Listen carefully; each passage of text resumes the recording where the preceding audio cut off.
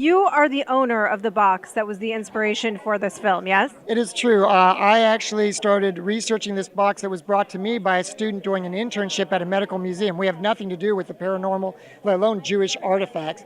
But they started freaking out when lights were exploding, bug infestations, sicknesses. Their hair was all falling out, and these were young, healthy men. And so they pretty much dumped it in my hands.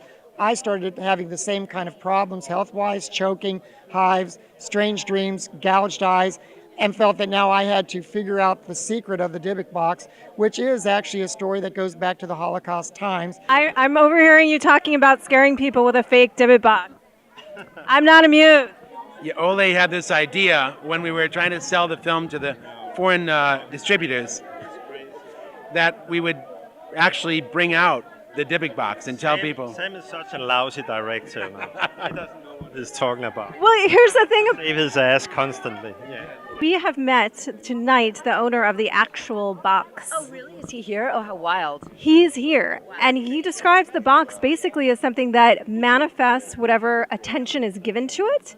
So is it kind of creepy to think that this is the attention that's now given to this box? Oh, yeah, that just scared me. Yeah, that's a little scary. What do you think that the one most terrifying element of this film is for horror fans? I think it's in the young girl's performance and in the transition that she goes through. It's quite stunning. She's really fantastic. I think you'll really enjoy it. What did you watch in preparation? Are you a big horror fan?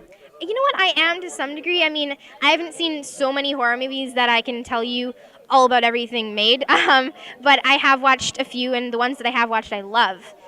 Which one's your favorite? Probably The Exorcist, because it scared me so much. And the first time I tried to watch it, it didn't really work because I didn't make it all the way through the movie. But after I finished The Possession, I watched it again and I loved it, and I made it all the way through, and it really scared me, but that's what made it so fun. Do you have one aspect of this film that you're most looking forward to people seeing in theaters? I hope they're really scared. I hope they really get into the characters. I mean, I know we built them very carefully, and I think the acting is extraordinary. This script had, for me going in and why I did it, was that there was an actual story to it. And I think that's what's missing from today's horror movies. Because I'm a fan of yesteryears, The Shining and Rosemary's Baby and The Exorcist. And this to me reminded me of it in reading it. So that's what's scary. Why do you think exorcism films are so popular right now, culturally? Wow, that's a good question. It must have to do with something that's inside of ourselves that we're all struggling with and we want to get rid of in some kind of subliminal way. I think that might have something to do with it. Perhaps it's to do about good and evil. You know, we live in evil times, and things have been on the edge for so many years now, for the past 10 years or so, and I think everybody wants to look into what evil actually is. What is the source of evil? Well, there's those in the paranormal world that say that whoever thinks or talks about the box or even sees it actually has negative effects happening to them. So I hope millions aren't affected, but it could happen.